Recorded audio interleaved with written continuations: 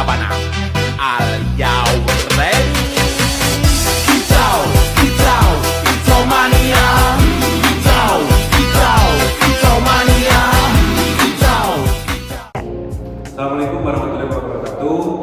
Sebelumnya perkenalkan, kami dari kelompok 5 akan membagikan hasil diskusi kami tentang analisis tata ruang rumah sakit berdasarkan zonasi.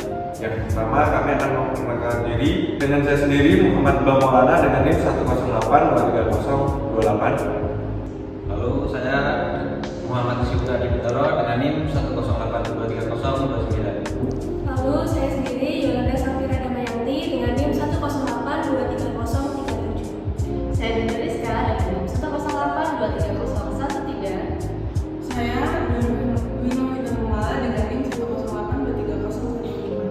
Saya Rosa Lagi dengan NIM 1082300. Baik, saya akan menjelaskan tentang desain awal rumah sakit, dan ini adalah desain awal rumah sakit Banyumas.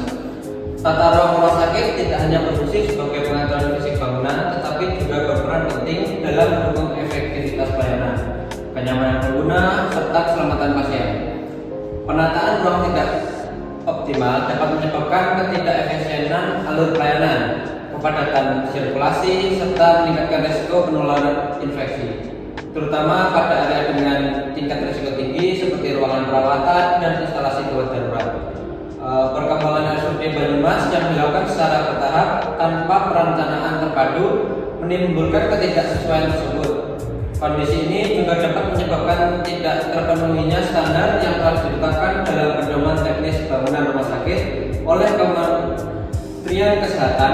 Oleh karena itu diperlukan evaluasi terhadap tata ruang dan sistem pelayanan rumah sakit berdasarkan regulasi yang berlaku, guna menciptakan lingkungan yang aman, efisien, serta mampu meminimalkan risiko infeksi bagi pasien, tenaga medis, dan pengunjungnya. Selanjutnya akan dijelaskan oleh teman saya.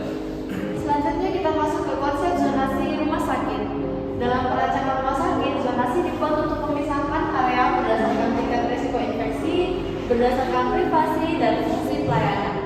Pengelompokan zonasi mendukung efektivitas pelayanan dengan menekankan ruang yang saling berhubungan dan memisahkan ruang yang berisiko tinggi atau membutuhkan privasi tinggi.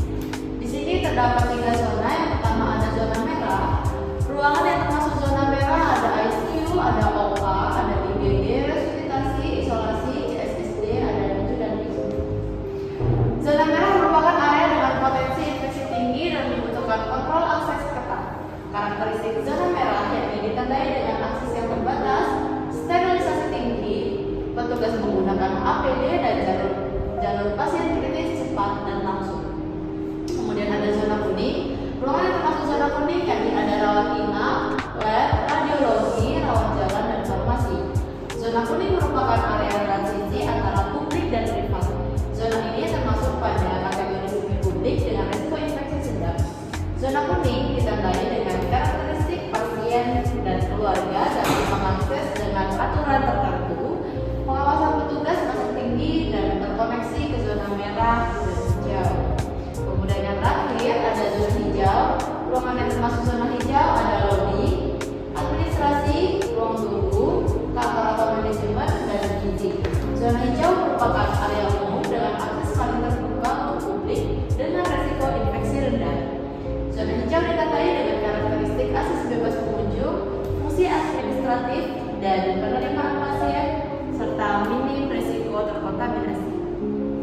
Selanjutnya, konsep alur rumah sakit. Salah satu masalah awal di rumah sakit umum daerah Banyumas adalah semua kendaraan dan pengguna masuk dari pintu, sehingga menimbulkan kepadatan dan percampuran sirkulasi. Didesain bertujuan untuk memisahkan alur berdasarkan pengguna dan fungsi. Yang pertama, alur pasien. Alur pasien dirancang agar mudah, cepat, dan tidak memotong jalur servis. Alur pasien lewat jalan sendiri ada pertama pasien masuk lobi, lalu ke registrasi, lalu ke poli penunjang, lalu ke farmasi, lalu selesai keluar. Lalu selanjutnya pasien dibawa darurat. Pasien datang menggunakan ambulan, lalu masuk ke IGD, lalu dilakukan observasi atau tindakan, masuk ke ICU atau rawat inap atau OK. Lalu yang ketiga pasien rawat inap, masuk ke administrasi, ruang rawat, ada untuk petugas.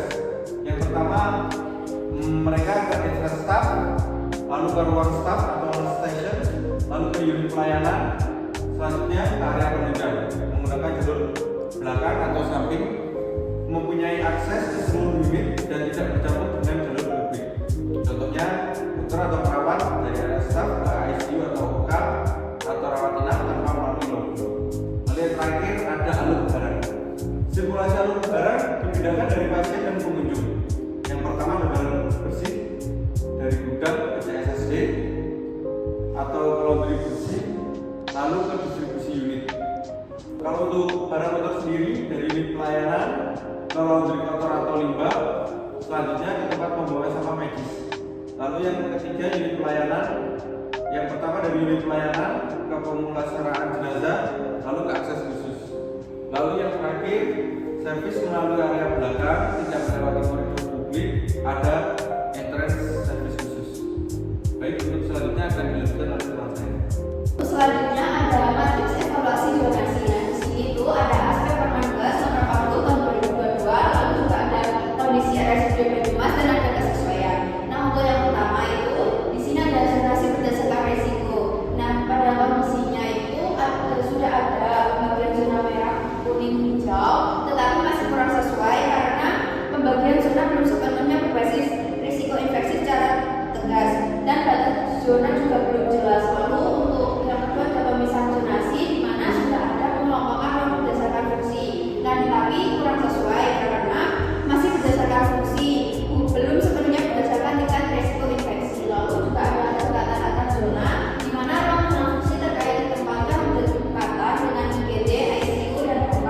Lalu yang ketiga ada tingkatan antar zona di mana role dan fungsi terkait ditempatkan berdekatan seperti IGD, ICU dan OK itu masih kurang sesuai karena kedekatan ini belum disertai pemisahan berbasis risiko dan belum ada buffer zone. Lalu juga ada yang keempat, potensi overlap zonasi di mana masih ada kemungkinan pencampuran antara area dan sirkulasi. Di sini masih kurang sesuai karena terdapat potensi overlap antara zona dan pengguna.